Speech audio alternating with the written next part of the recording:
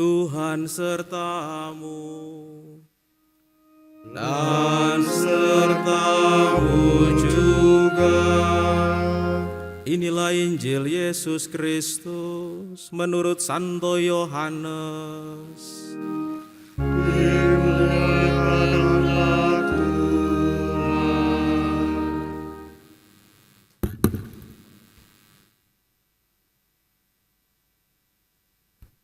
Dalam amanat perpisahannya, Yesus berkata kepada murid-muridnya, "Akulah pokok anggur yang benar, dan Bapakulah pengusahanya.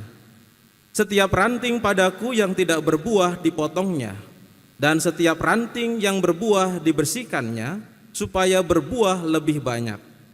Kamu memang sudah bersih, karena firman yang telah aku katakan kepadamu. Tinggallah di dalam aku, dan aku di dalam kamu. Sama seperti ranting, tidak dapat berbuah dari dirinya sendiri kalau ia tidak tinggal pada pokok anggur. Demikian juga kamu tidak berbuah jika kamu tidak tinggal di dalam aku.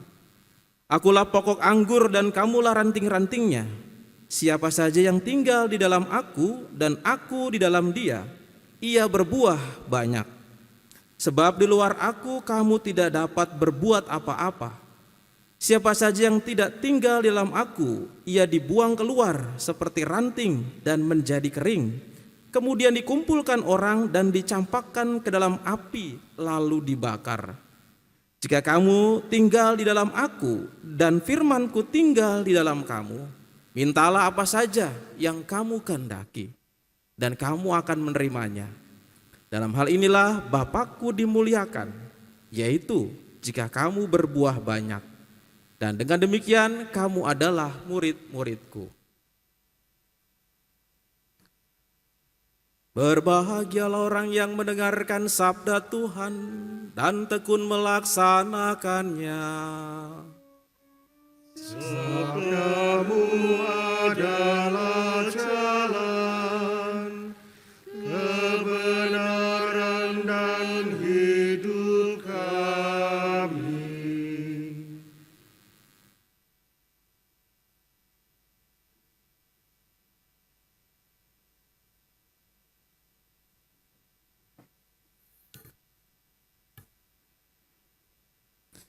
Ketika saya masuk ke sini, saya mendengar, "Shh, shh, shh.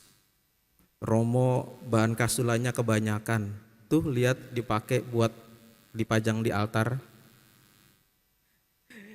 Sepertinya kasula saya ini mirip ya dengan pajangan ya warnanya ya. Tapi ini bukan bahannya sama loh saudara-saudari. Ini walaupun warnanya sama tapi bahannya beda. Ini yakinlah ini barangnya beda. Jadi terkesan bahwa kasula saya ini memang elegan. Tidak ada duanya dibandingkan yang lain ya. Jadi saya kok tadi lihat kok sama ya bahannya sama yang dipajang di situ warnanya gitu ya. Kalau tahu tadi warnanya kuning emas, saya pakai warna putih kasula saya. Biar enggak mirip-mirip amat begitu. Saudara-saudari pernah yang namanya ketinggalan? Ketinggalan apa? Bukan ketinggalan barang, tapi saudara-saudari ketinggalan naik pesawat atau ketinggalan kereta api atau ketinggalan naik bus. Ada di sini? Ada? Kalau enggak ada, saya angkat tangan. Saya pernah. Saudara-saudari, waktu saya frater, waktu itu ada liburan panjang, dan saya itu pulang. Kami semua frater-frater pulang. Dan ketika itu di seminari Kentungan Jogja, dan kalau mau pulang ke Jakarta biasanya menggunakan kereta api ya dari stasiun Tugu. Bagi orang-orang Jogja atau biasa yang sudah pernah ke sana tahulah stasiun Tugu dan Kentungan itu jaraknya lumayan jauh. Saya memesan taksi, waktu itu tidak ada Grab, tidak ada Gojek ya. Sampai di tengah jalan ya, itu nggak tahu ada apa, biasanya nggak macet luar biasa. Mungkin ada demo, saya tidak tahu di depan. Dan pada waktu itu terus berjalan dan menunjukkan waktu itu hampir saja sudah kereta yang dijadwalkan itu mau berangkat. Kereta berangkat pukul 3, saya jam setengah 3 itu masih macet ada di depan Universitas Gajah Mada. Macet sekali. Dan itu kalau misalnya saya ikutin taksi itu, saya pasti terlambat. Akhirnya saya keluar dari taksi itu, lalu kemudian lari dan mencari yang namanya ojek. Dulu nggak ada Gojek ya, cari ojek, mas-mas yang mangkal itu. Saya cari ke sana sini sambil nenteng tas begitu, lalu kemudian saya dapat, Mas, ke stasiun Tugu berapa? 100, nggak pakai ditawar, langsung tancap gas. Mas, saya ini sudah mau telat, coba cari jalan tikus. Wah, tahu kan kalau jalan tikus tukang ojek, weng, putar-putar jembatan, salib sini, salib situ, ya terus gitu ya. Wih, bener loh, saya sampai di sana cepat sekali, tapi waktu terus berjalan. Akhirnya saya sudah sampai stasiun dulu, saya lari begitu. Mas-masnya ikut lari juga. Saya pikir, waduh, sangat empati sekali nih tukang ojek gitu ya. Sampai dia membuka jalan, saya ikut lari juga, saya jalan lari, dia lari juga. Sampai saya di depan di situ, lalu kemudian sampai di kereta api saya mau naik begitu. Mas, makasih ya sudah nemenin saya lari. Enggak, Mas, helmnya Mas ketinggalan. Helm masih di sini. Udah saya kasih helmnya, dia masih nunggu. Mas, biaya ojeknya Mas, belum saya bayar semuanya. Akhirnya saya kasih satu-satu. Saya pikir dia empati sama saya gitu ya. Sudah saya pengen catat nomor handphonenya, kalau bisa jadi kenalan, jadi langganan gitu ya. Gak taunya saya lupa bayar dan helmnya masih saya pakai. Saking paniknya saudara-saudari, saking panik, dan di situ tuh jantung itu berdegap-degup. Karena apa? Takut ketinggalan kereta. Dan ketika sudah sampai kereta, saya duduk, rasanya itu sudah sampai tujuan. Walaupun masih di stasiun Tugu. Karena saya punya keyakinan ini kereta udah pasti sampai di tujuan. Kalau misalnya tidak ada masalah ya. Nah, saudara-saudari, pengalaman ini mungkin saudara-saudari juga pernah punya pengalaman seperti itu. Bagaimana rasanya ketika saudara-saudari itu di tengah jalan mengejar ketinggalan itu, entah kereta api, bus ataupun juga pesawat ya. Rasanya itu nggak bisa lepas dari jam. Jantung itu berdegap-degup lebih kencang, gelisah, dan juga rasanya itu bagaimana nggak bisa dikatakan dah. Saudara-saudari kalau bisa mengalaminya itu ya. Nah, saya mengalami pengalaman itu dan sampai di kereta itu semuanya hilang. Perasaan cemas hilang, perasaan takut hilang, berdegap-degup jantungnya lega. Dan rasanya sudah sampai di situ. Pengalaman saya ini ternyata ketika saya membaca tulisan dari Thomas Merton. Thomas Merton itu bukan Thomas Mercon, Thomas Merton ya.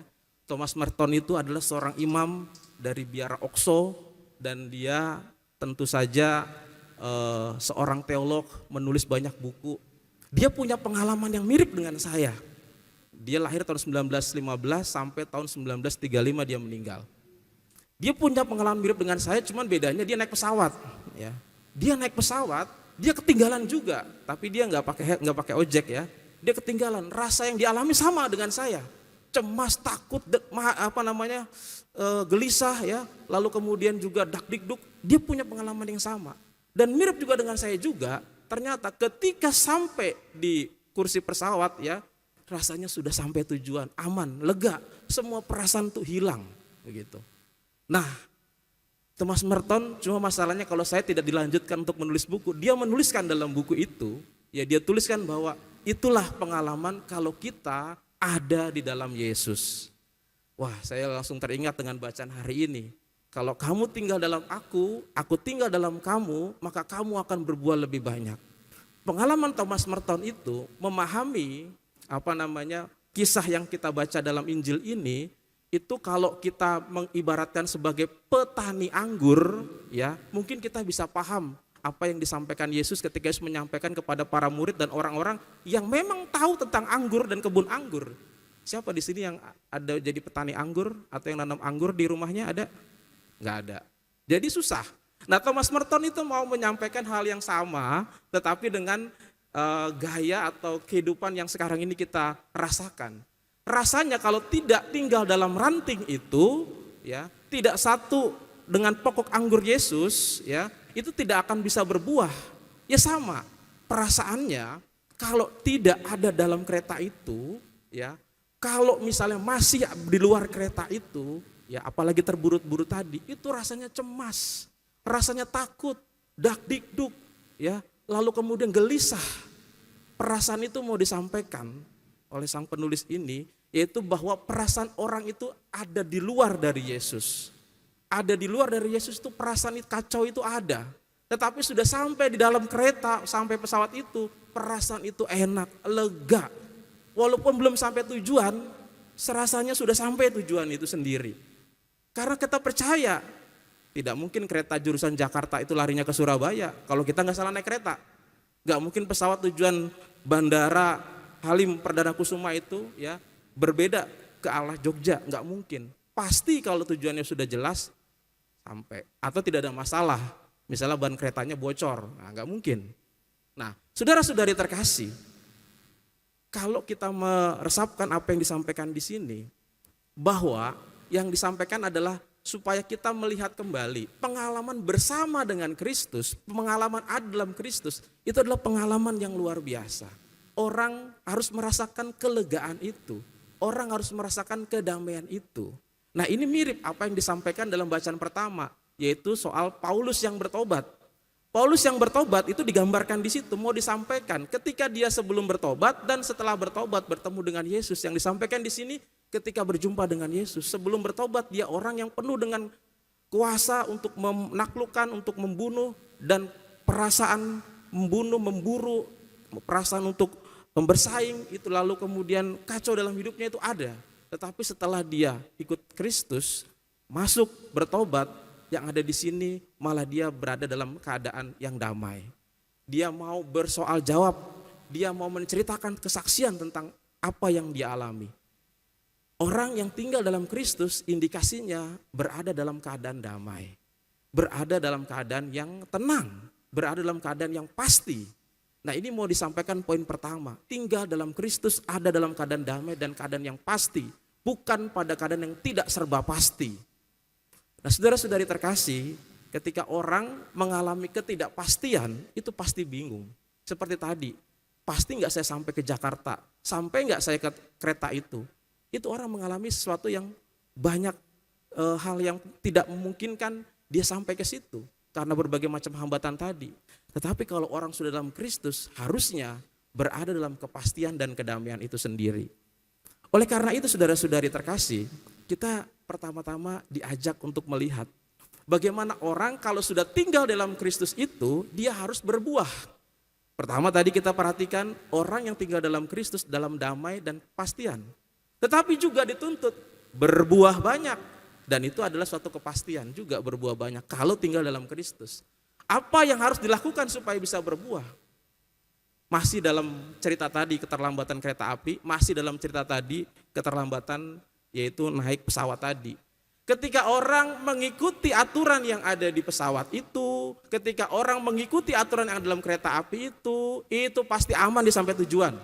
Kecuali tiba-tiba orang itu tidak mengikuti aturan dalam kereta api. Sudah dalam kereta api lalu merokok. Peraturannya apa kalau di kereta api merokok diturunkan di tengah jalan, ya. Sekarang apa lagi peraturan? Kalau tidak bawa tes swab antigen tidak boleh naik kereta api. Selama orang mengikuti aturan dalam kereta api itu, dalam pesawat itu, pasti aman sampai tujuan. Nah, itulah yang mau disampaikan di sini. Kalau engkau tinggal dalam aku, taatilah perintahku. Itu yang disampaikan dalam bacaan kedua tadi, yaitu bagaimana disampaikan yang dengan jelas bahwa ketika orang tinggal di dalam Allah, maka dia harus mengasihi Allah dengan mengikuti perintahnya. Ya ibaratnya kita tadi naik kereta api, nah pesawat itu, peraturan-peraturan yang ada ya kita ikuti.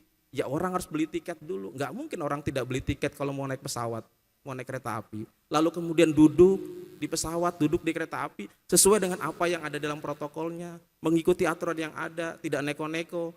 Tiba-tiba di pesawat di tengah jalan mau turun, kan nggak mungkin. Nah, ini adalah sesuatu yang wajar ketika kita naik kendaraan. Mengikuti aturan yang ada pasti selamat, kecuali kita tidak mengikuti itu. Begitu juga kalau mau berbuah, maka kita diajak untuk mengikuti apa yang sudah disampaikan di sini.